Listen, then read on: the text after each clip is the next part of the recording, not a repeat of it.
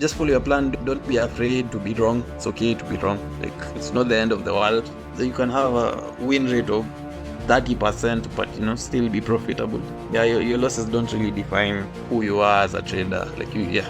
So that would be my advice.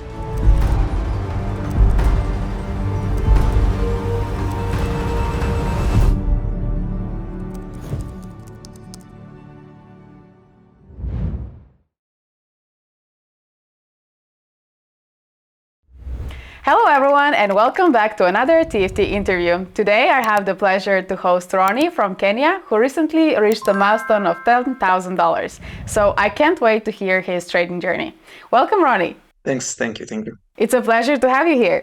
Pleasure to be here. It is a long time coming. So can you first tell us a little bit about yourself and what got you into trading? I'm from Kenya, Nairobi.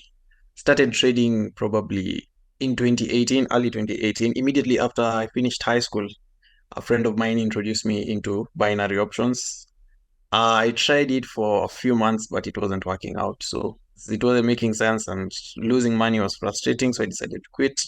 However, when I joined campus, my roommate was apparently into trading. And I remembered that my friend had also talked about.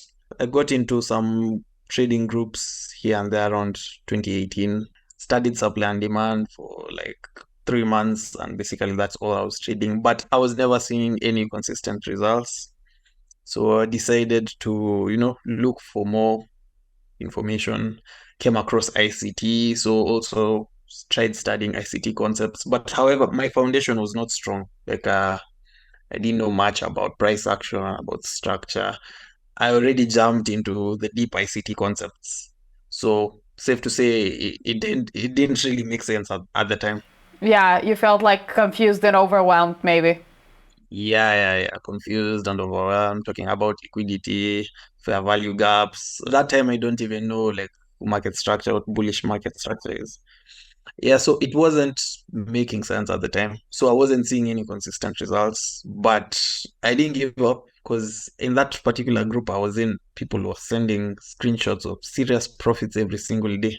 And that was really motivating. I was like, I do want to make that type of money one day. So if there's a way I can do that, fast forward to around 2020 during COVID, of course. During the lockdowns, I had time now to study, basically.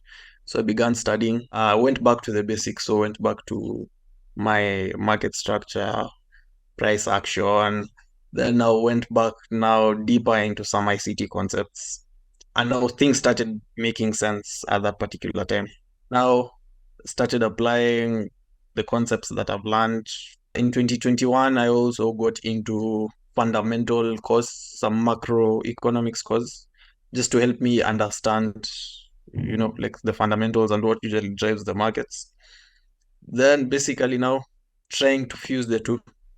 So my technical analysis and my fundamental analysis, and trying to achieve a particular consistent pattern. My biggest challenge was capital because I didn't have access to like large sums of money. The most probably I'd be able to deposit was $100. And so if you're dealing with such accounts, like risk management doesn't really make sense. Like if you're telling me to risk 2% of $100 for 4%, like that's $4. And yeah, I'm not about that. I want to make $1,000. So basically, yeah, I wasn't applying any form of risk management. So, and what was frustrating me actually was because I'd entered the same trades on my real account and on my demo account. So maybe because I lack the accuracy of maybe my entries and stuff like that, and I've entered with, big lot size, I'm over leveraging, probably something that I shouldn't be doing. My real account would get blown, but my demo would see profits.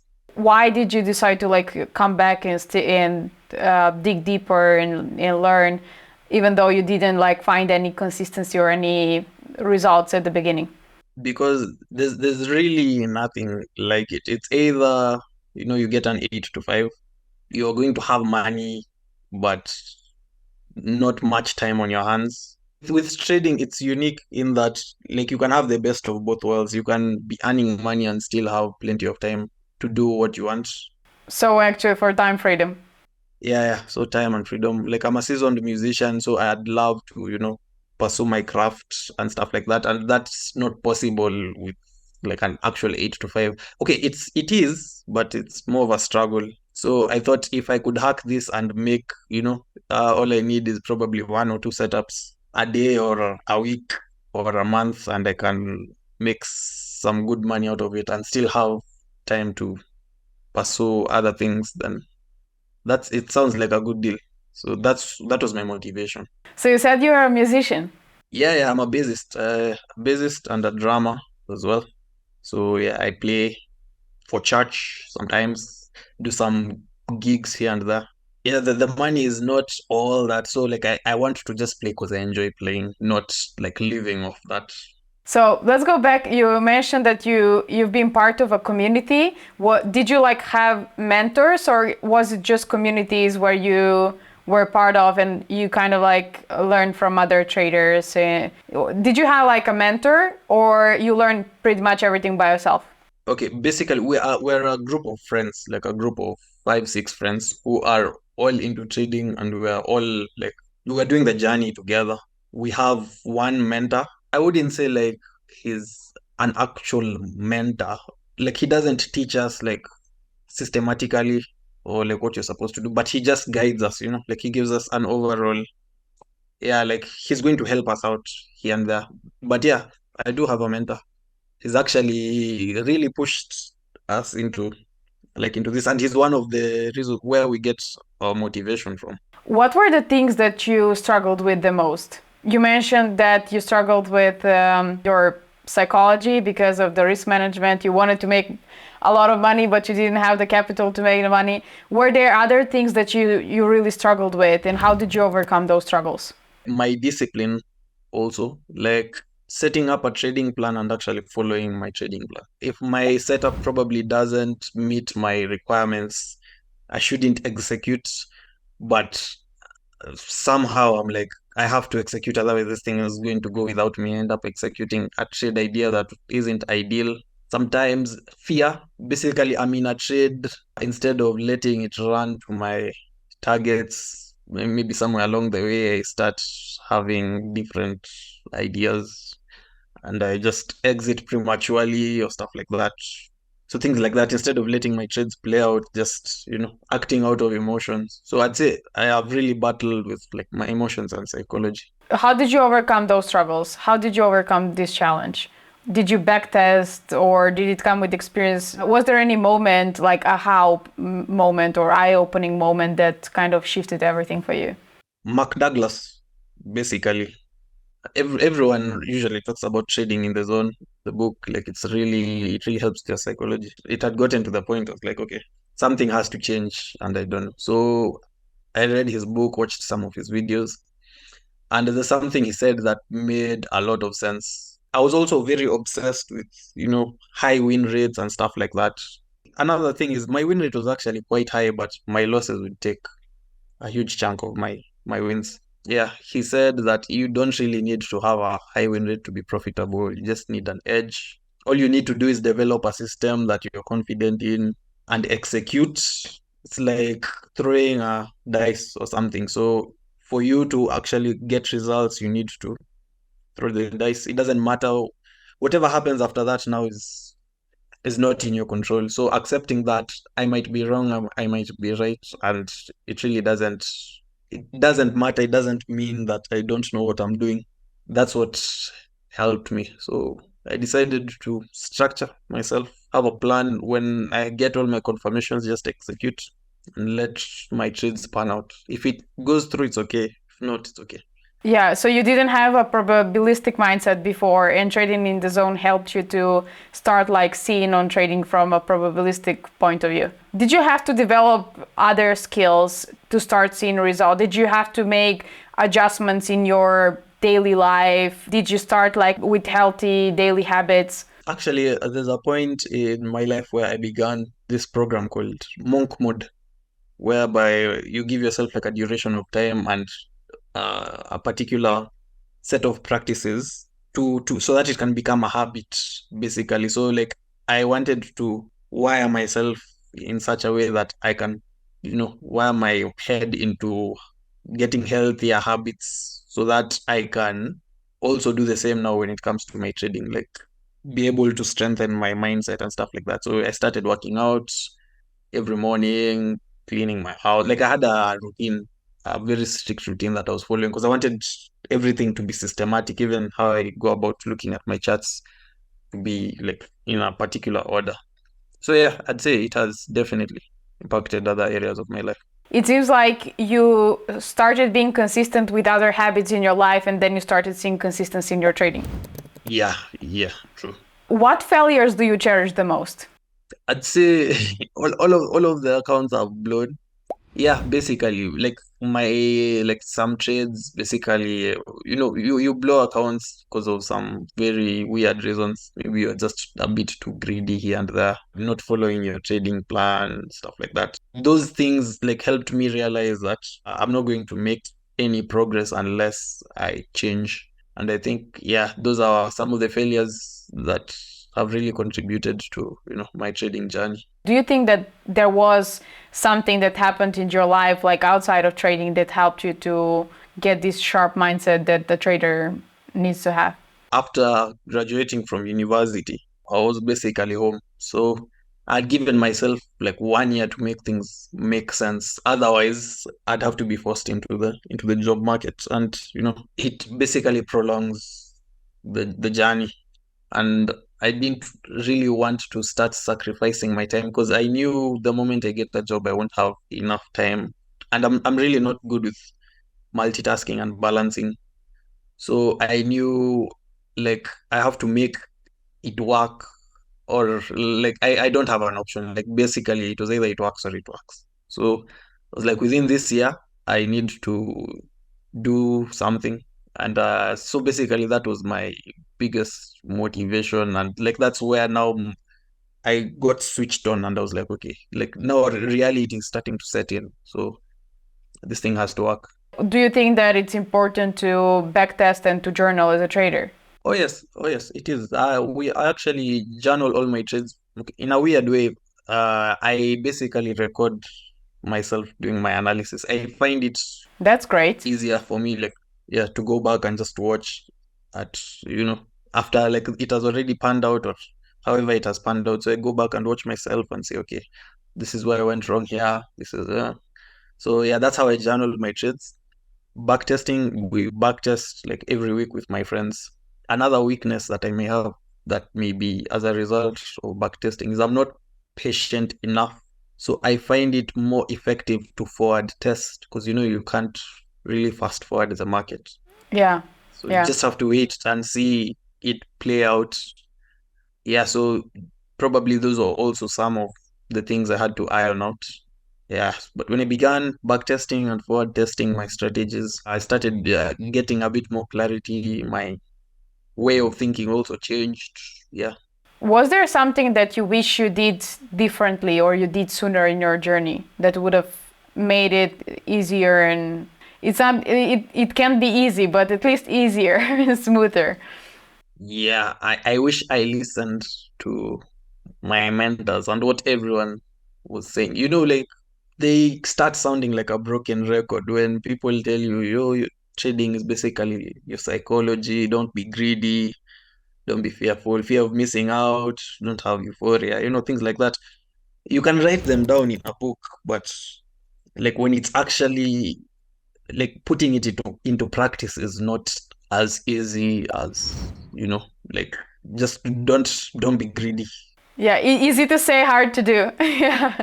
Yeah. Yeah. So I feel like if I actually listened to what these guys were saying, then maybe it would have fastened my process. I wouldn't have taken as much time to see some consistency. But of course, like we are not aware of those things at the beginning, so we just kind of like have to burn ourselves in order to learn that we are playing with the fire.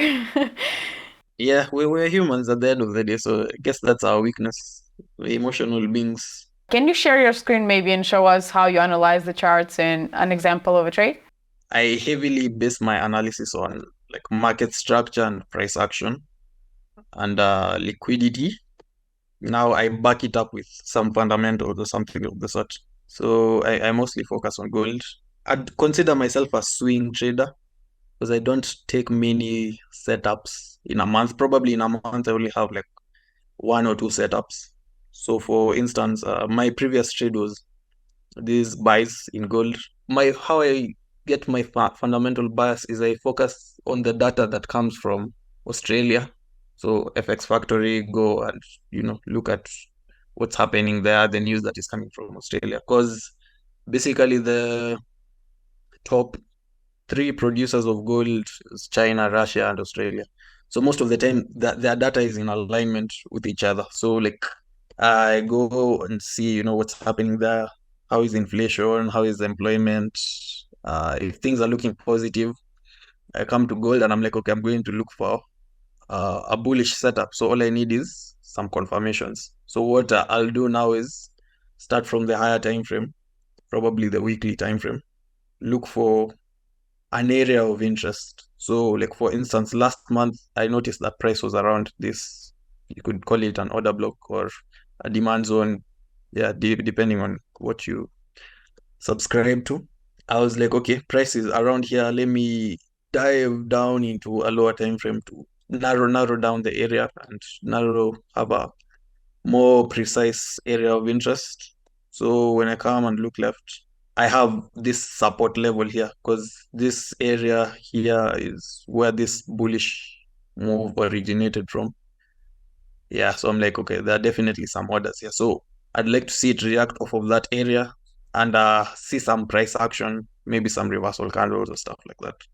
So whenever price approaches that area, I see probably some price action that I like.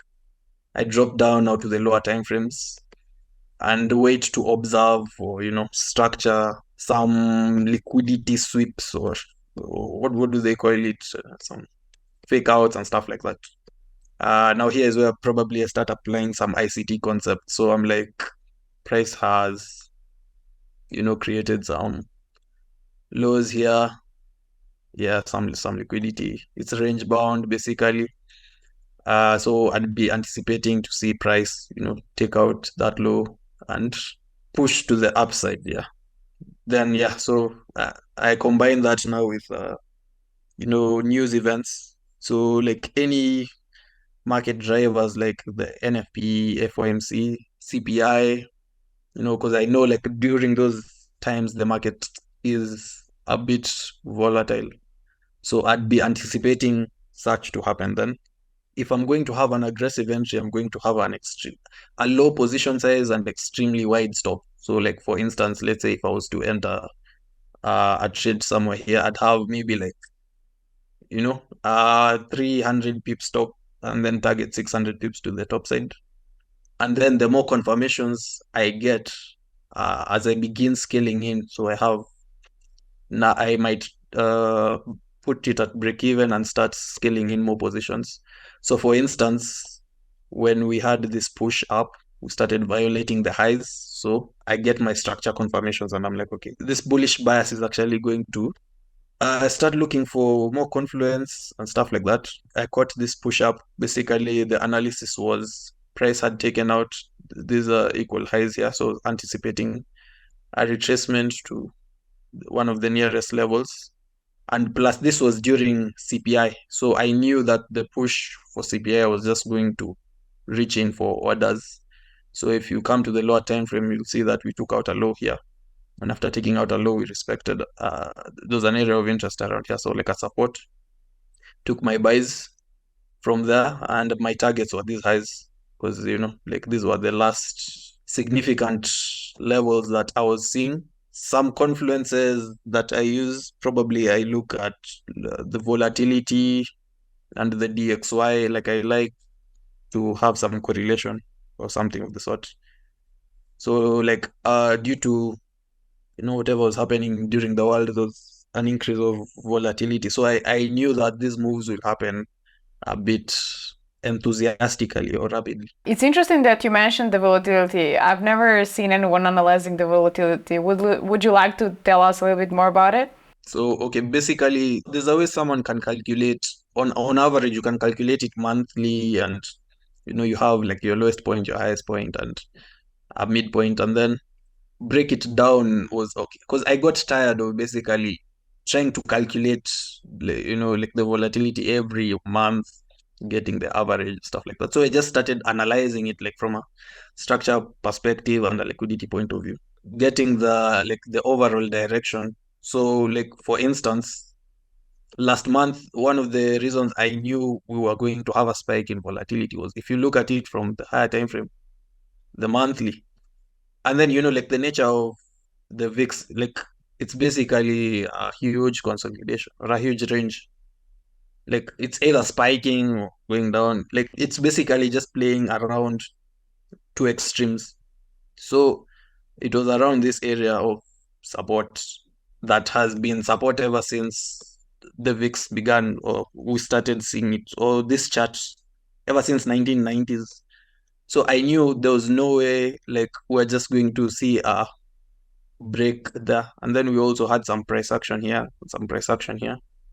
This is the monthly time frame. On our lower time frames, I got my structure confirmation once we started breaking highs. So I knew for sure price is going to try and attack these highs here.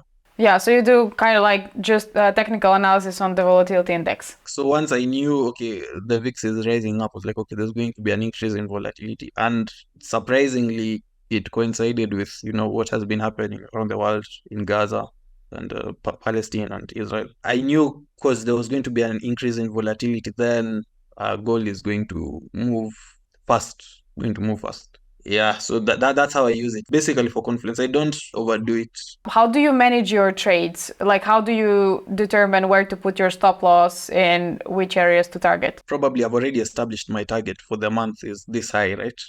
And probably this is around my area of interest. So before I was really into chasing sniper entries, having like a 2 pip stop loss and having like a crazy risk to reward ratio.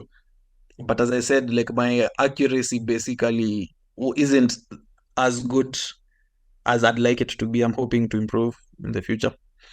And that was one of the reasons I was motivated, to get a funded account, because you have more flexibility. You don't have to have like an extremely tight stop. So what I'd do is, if this is my setup and this is what I'm targeting, probably let's say it's like 1,000 pips or something of the sort, or maybe I'm targeting like 600 pips or something. I don't mind having like stop loss of like 250 or 300, like having a risk to reward of 1:3. So that's how I determine my stop. So the first entry will be with that wide stop. And then once price has moved away, I'm going to, like reduce the risk. Yeah, then now I redistribute it now onto the other positions as we go on. I can definitely see that you have developed crazy patience, because to be a swing trader and to hold those positions for so long, you definitely have to develop a good mindset and good patience, because many people would just like think, oh, price has moved already like a couple of 100 pips on gold, and then they want to close the positions. So what advice would you give to people that are struggling with their patience and discipline? Just develop a plan and just stick to your plan. So like, and understand yourself as a trader, because I struggle finding multiple opportunities of being in the market every single time, and I like just executing on high probability setups. So which in a month probably I'm going to get like one or two. Yeah, and yeah, just follow your plan. Don't be afraid to be wrong. It's okay to be wrong. Like it's not the end of the world. You can have a win rate of 30%, but still be profitable. It doesn't really, yeah, your losses don't really define who you are as a trader. Like yeah. So that would be my advice. So just follow your trading plan. If your trading plan is, I want to get at least 400 pips in the market, just wait until those 400 pips come to you. Don't, scale out when you are 50 pips in. And then if your trading plan is, you want to look for 50 pips in a week, yeah, just do that. So I'd say understand yourself, or your strengths and what you are, your trading style, and yeah, just follow your trading plan. What was the most memorable moment in your trading journey? My my first payout. Was it the first payout? I thought you was gonna say the payout from 2 days ago, the one that was like almost 8,000. Okay, actually for me, I don't look at it like from a monetary standpoint. I look at it from like, can I replicate these results over and over and over again? So before I actually got my first payout, I like tried simulating a challenge. I was like, okay, can I do this month? So on my demo account, I gave myself my target for like phase 1 and phase 2. Managed to pass, did it the second time, did it the third time. I was like, okay, now I think I'm ready. Gathered some funds, bought the account, did phase 1 with like one setup. I was like, nice. Did phase 2 again with one setup. I was like, cool. It's the capital is basically just an extra number. If it's $1 million account, 8% of a million is huge. So if I can replicate these results, so like that's when I was like, this can actually turn into something serious. So that was my most memorable moment, because I started seeing the light at the end of the tunnel. Because my first payout was actually the most I had made in all of those years, ever since 2018, basically. I made like $600. I was like, wow, I've never made this money ever. So it was a huge thing for me. So I saw that you received like a couple of payouts. What was your plan with the accounts? Like, and what is your plan for the future? Where do you see yourself like 3 years, 5 years from now? So my plan has always been like to scale up. The plan was I want to receive at least 3 payouts to be convinced that, like there's some form of consistency before I can think of getting another account. Once I got those 3 payouts, I decided, okay, I think now it's time. So I decided now to get the 100K account. We got another payout, decided to get another 100K account. So I'm like, I've just recently gotten this payout, decided to get another account as well. Maybe try and go for max allocation if possible, try and diversify, now start building my personal accounts so that I can have like my own capital to, also do my own thing.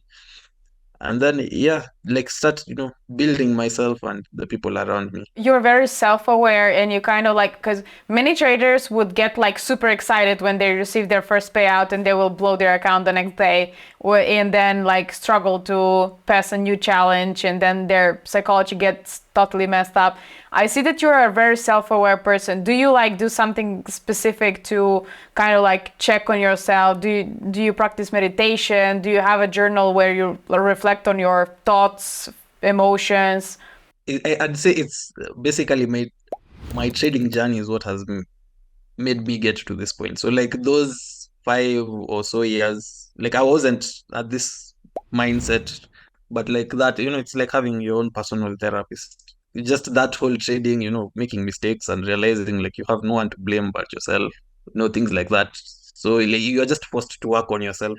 And I guess that's what prolonged period of not making any money or not seeing any consistency has done for me and myself, awareness. How did trading change different aspects of your life? It has definitely opened, a lot of doors. Like the possibilities now seem endless. It's like I have, less pressure on myself to get a job and stuff like that.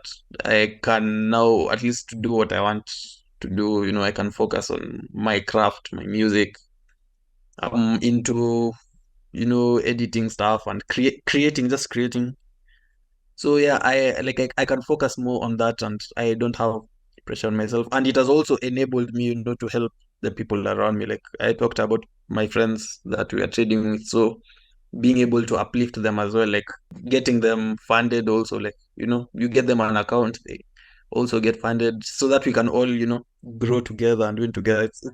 Yeah, so I'd say like that's what it has really enabled me to do, really, like, support the people around me, like the people who have been part of this journey. How did you find TFT and how is your experience with us? TFT is sometimes I'm usually like, oh, this is too good to be true. Like I usually wonder what's the catch. Like why are they this good? Your customer service, first of all, is A1. Like everyone is the Discord community is like really dope. Like we are always communicating. Like I'm aware of everything that is happening. So I'm like, these guys are actually good. And then you have really good deals as well. It's like, what's the catch? Me personally, that's what I keep on asking myself. I'm like, hey, these guys are too good. I don't know. I hope it lasts. So yeah, but TFT is really good. I'd really vouch for them, 100%.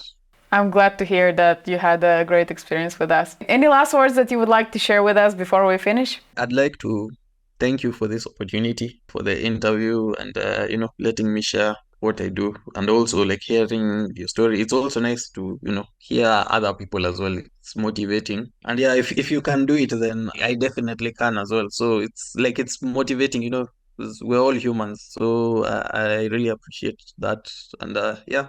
It's been a great pleasure to have you here. Thank you for sharing your story, your experience with us. And I wish you best of luck with bot trading and your music career. Thank you very much. Thank you once again. And to all of you watching, thank you so much for watching. Don't forget to hit the like button, subscribe, hit the notification bell, and show us some love in the comments down below. Trade safe, and until next time.